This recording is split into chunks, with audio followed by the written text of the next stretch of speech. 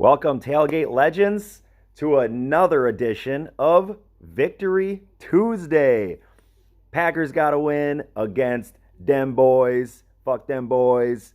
Badgers got a win. And most importantly, second most importantly, Kaiser Soze got a win. Miraculously, it was a fucking Christmas miracle. Got a win. We're going to talk about that in a little bit. This week, got a great video for you. Going to run down last week's matchups, going to run down next week's matchups, and then I'm just going to talk about the teams, kind of how I feel about them, and the divisions. There's not a lot of parity between the two divisions right now. I'm going to talk about that a little bit. Before we get started, I want to talk about October. October is probably my favorite month, maybe my favorite month out of the year. You have every single sport on at the same time. Like every night you have, hockey starts, basketball starts, football is on, and baseball's on. I mean, now we're in the playoffs. Like, I don't watch a lot of baseball during the regular season, but I watch it in the playoffs. It's so fun. So October is that rare month where the stars align and you get every single sport almost on a nightly basis. So really excited. So let's get started. We'll talk about last week's matchups, and I think I'm gonna have to start with my matchup. I played, as most of you know, I played Derek Roofer. I went up against two of the top 5 scoring players this year so far. I went up against 2 of them. That's Deshaun Watson, put up 58, almost 59 points, and Will fucking Fuller puts up 49 points. I thought I was dead in the water. I thought I was completely dead in the water. I think going into the 3 o'clock games, I was down by 50, something like that, and all I had was Zeke and Cooper. But he had 3 players left. He had Sammy Watkins, Jack Doyle, and Marquise Goodwin. At that point, though, he had left Josh Jacobs on his bench. So, I mean, it's a tough call. They're going up against the Bears defense. But Amari Cooper miraculously gets me 40. And then Zeke gets me 21. It didn't seem like Zeke did much, but he got me 21 points. So going into the night games, I was only up by, I think, 15. Yeah, I think I was up by 15 points. He still had 3 players to go. He had Sammy Watkins, Jack Doyle, and Marquise Goodwin. So I was happy to be in the game. I was happy to put up 183, but at that point, I think I was up 183 to 170, and I just figured I'm done. There's no way his 3 guys aren't going to give him 15 points. I think it was less than that. It was like 14 points what he needed. Well, Sammy Watkins ended up getting hurt. He put up a 0. Jack Doyle only got him 2.9 points. So then I'm up by I think 9 or 10 points going into Monday night's game, and all he had left was Marquise Goodwin, and I knew there was a chance that Marquise Goodwin was not going to get it done. And he didn't. He got him 8.6, ended up like a point or 2 shy. Somehow, some way, I ended up with the win. I can't even believe it. Like, Mike Evans got me a 0. Fucking a 0. Got me nothing. Absolutely nothing. 1 target, or 2 targets, I think. Whatever. I don't think it's going to happen again, but I ended up with the win. I'm pretty excited about it. Derek, there are so many ways you could have won that week. You start anybody over Marquise Goodwin. If you start DJ Moore, you start Josh Jacobs, just to name a couple guys. But, hell, you could have started Chase Edmonds over Sammy Watkins or Marquise Goodwin. But neither here nor there. Week's over, so got the win, 183 to 181. So you put up 181 points, Derek. Team looks great. Still didn't get the win. Yeah. Next, we're going to go to the Greasers against Cheeseheads with Attitude. And Landon got a good win here. Landon got a really good win here. Now I'm looking at Landon's team. He's got Matt Ryan starting and Philip Lindsay and Ronald Jones. And Ronald Jones is looking better. He's not looking great, but he's at least looking good. And then Philip Lindsay looks really good. So Landon got the win. Team doesn't look quite as bad as it did last week and the week before.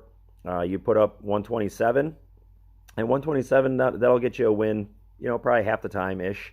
So Greasers, that's a tough loss. That's a tough loss for the Greasers because you had your lineup, like you had your starting lineup, except for Tyreek Hill. You have your starting lineup, and I don't think Tyreek Hill is putting up 50 points, to get you this win.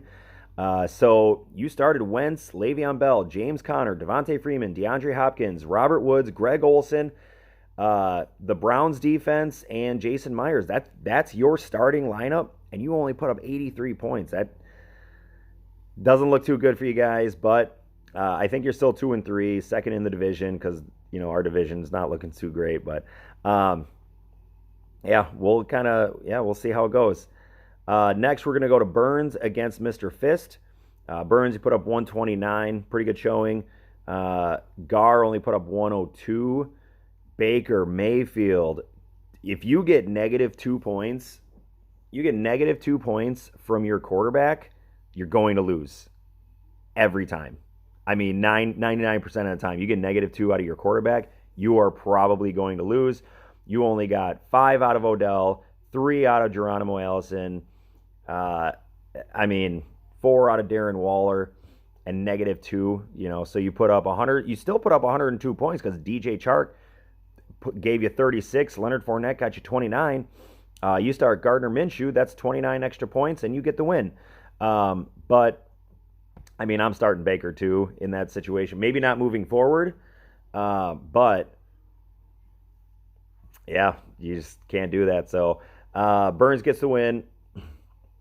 Moving on. Pump and Munch against Evan Shearer. Yacht put up 133. Again, you put up 133, you're probably going to win half the time. But, you got 55 out of Aaron Jones, but you didn't get too much else out of anybody else. Jordan Howard got you 16, so that's not bad. DK Metcalf got you 13. But, Philip Dorsett, 0. Stephon Diggs, 6. And then Evan's team looks really good right now.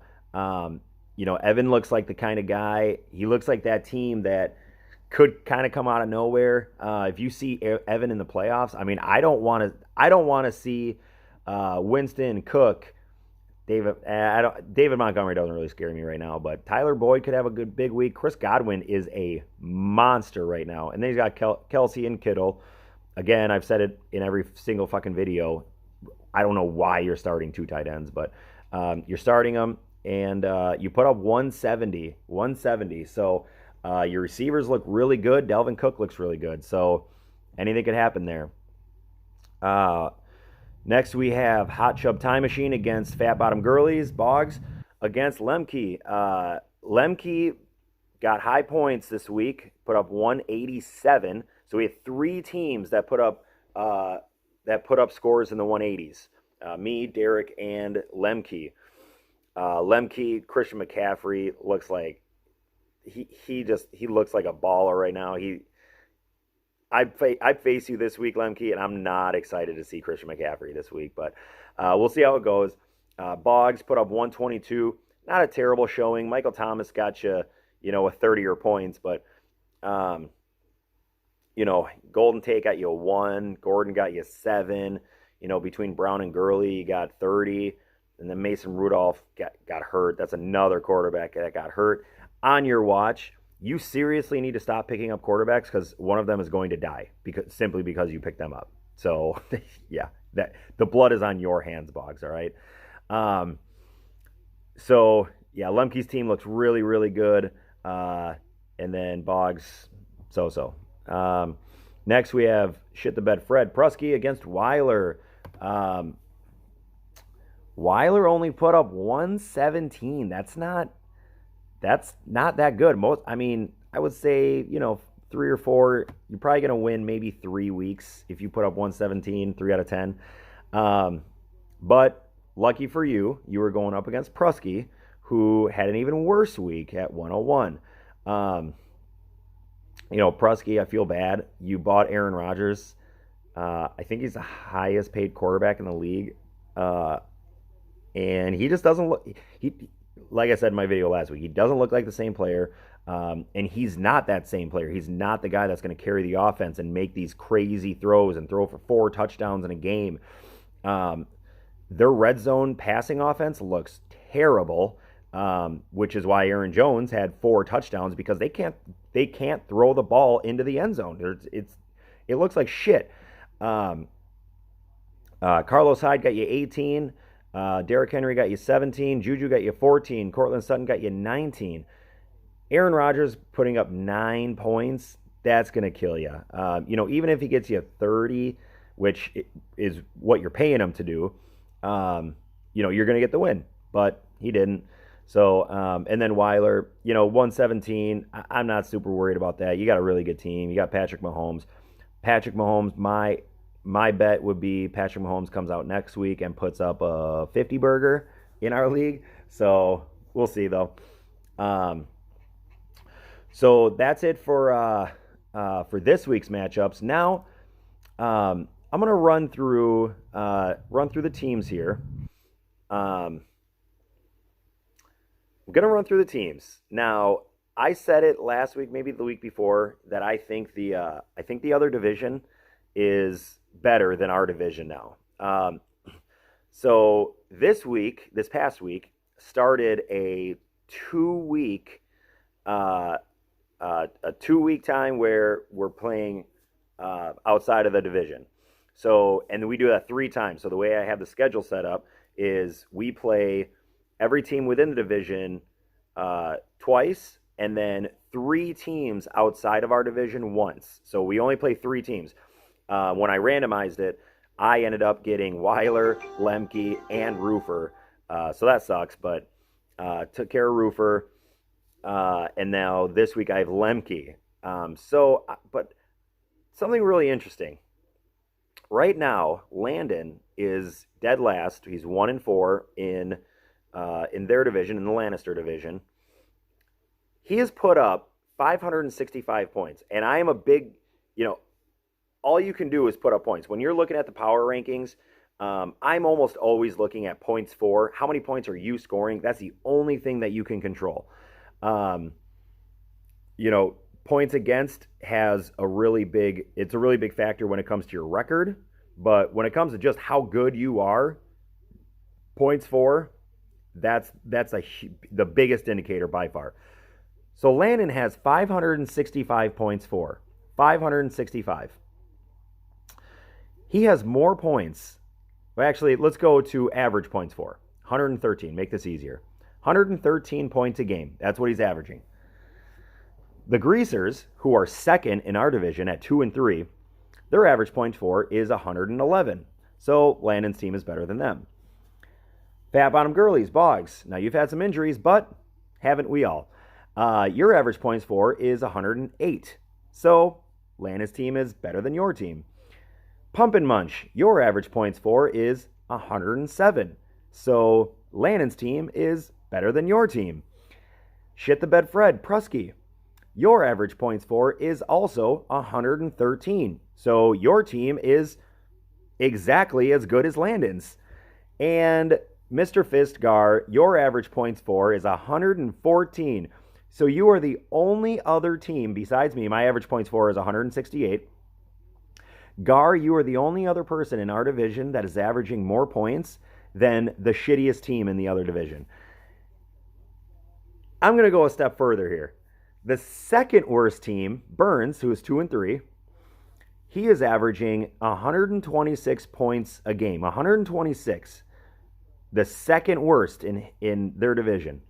So his points for is 631.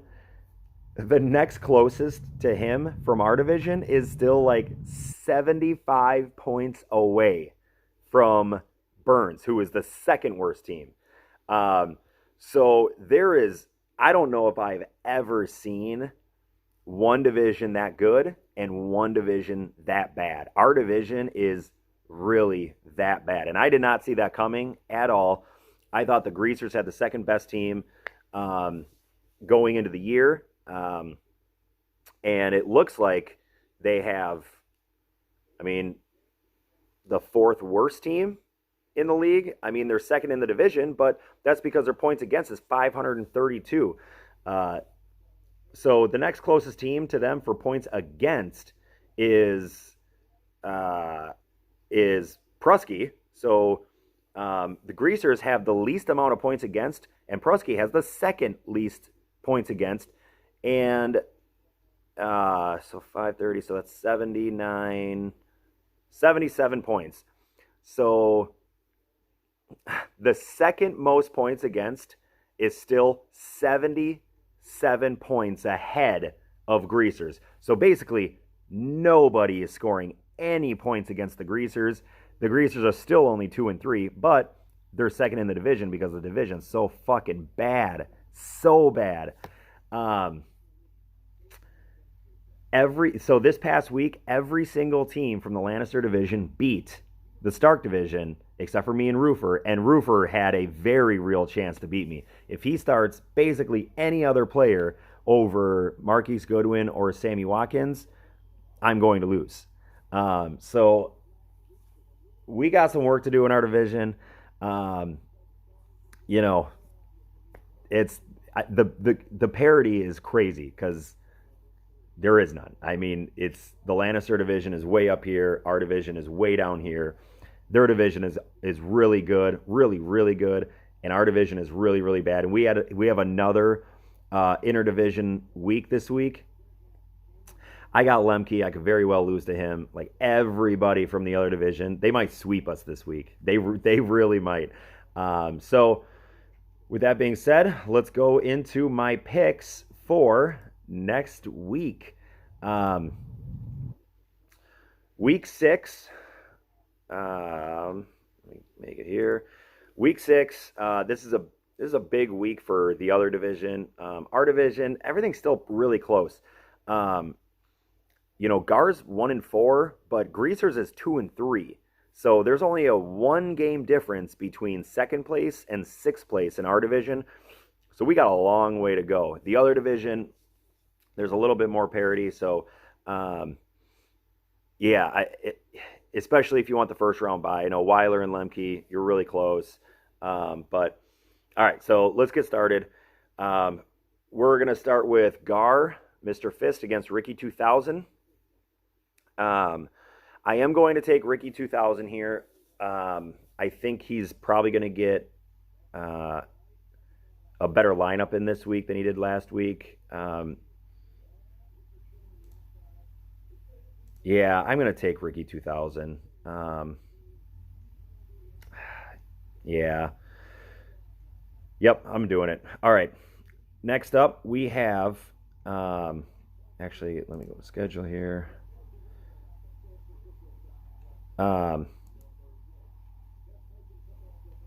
Yeah, so next we have... I'm all fucked up. Pump and Munch against Cheeseheads with Attitude. I think I am going to take Yacht in this one. Landon, like I said, I think your team is better than I thought it was. Not that I think it's great, but I think it's definitely better than people think it is because you're still putting up an okay amount of points. Yacht, I do like your team. I don't love your team, but I like your team. And if you win this week, Yacht, and Greasers lose and Boggs lose, you're going to be in sole possession of second place in the division. So, Yacht, I think you're going to get the win. Yeah. And then we have Fat Bottom Girlies against Third Degree Burns. I am going to take Burns in this one. I think David Johnson, Elvin Kamara, Julio Jones, T.Y. Hilton, there's a lot of upside there. Todd Gurley is Boggs' second best player. Michael Thomas is his best player. And, Michael Thomas, he can be really, really, really great, or he can give you 4 catches for 70 yards. I don't know. And if that happens, if Michael Thomas has an average day, then, he's fucked. And Todd Gurley is your second best player, and I think he probably had the best game of the season last week. But we'll see. Um, your quarterback situation is really fucked. You probably won't get Breeze back this week. Maybe next week or the week after, but we'll see. But Burns, I'm taking you in this one. Yeah. Then we got Shit the Bed Fred against Evan Shearer. Taking Evan in this one. Evan's team looks really good. Chris Godwin. Adam Thielen now, he had his breakout game. They finally kind of broke that barrier with Kirk Cousins. Stephon Diggs seems like he's the clear number 2 and not even a great one at that. So Adam Thielen, I think he's a really good number 1. He's going to come back to being a great receiver. So then you got Kelsey and Kittle. I don't love that. Like, obviously I love both those tight ends, but I don't love starting 2 tight ends. But you got Delvin Cook. You got a good squad, Evan. You got a good squad. Prusky, Aaron Rodgers, he is not going to do what you are paying him to do ever this whole year. He might give you 1 or 2 good weeks, but that's it.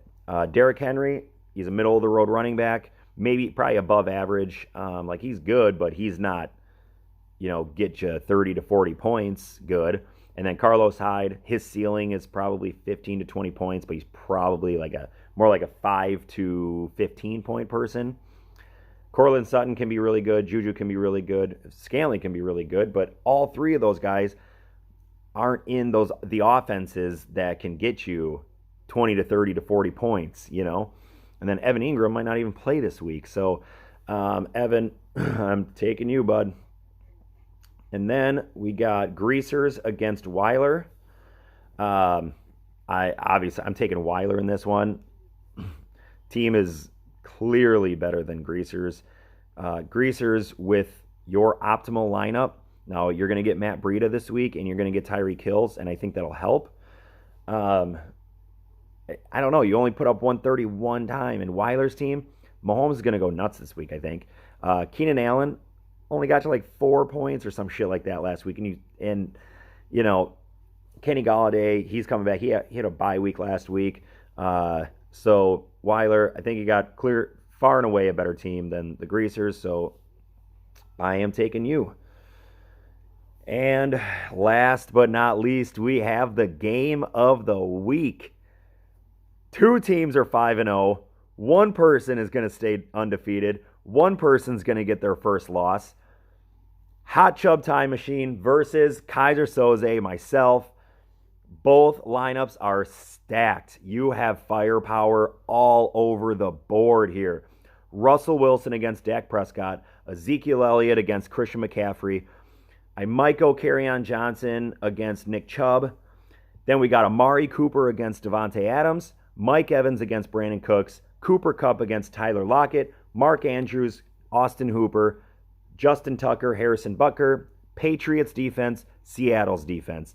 That is a fucking fantasy football matchup of the week if I've ever fucking seen one. I cannot wait to see this. I am taking me in this one.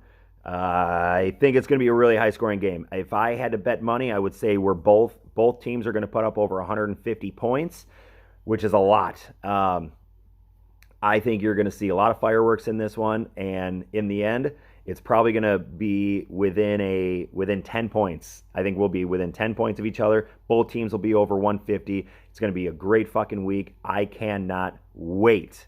So that's that. Those are my predictions for this week. This is our last interdivisional week until week 12, where I get Weiler, and we'll see. So our division, we got some work to do, all right? Let's get some wins this week. Show them that we're not a bunch of fucking morons, all right? And we at least know fantasy football a little bit. So, yeah, can't wait to see how things shake out after this week. It's a turning point. It's a big week for a lot of teams. And, yeah, we'll see how it goes.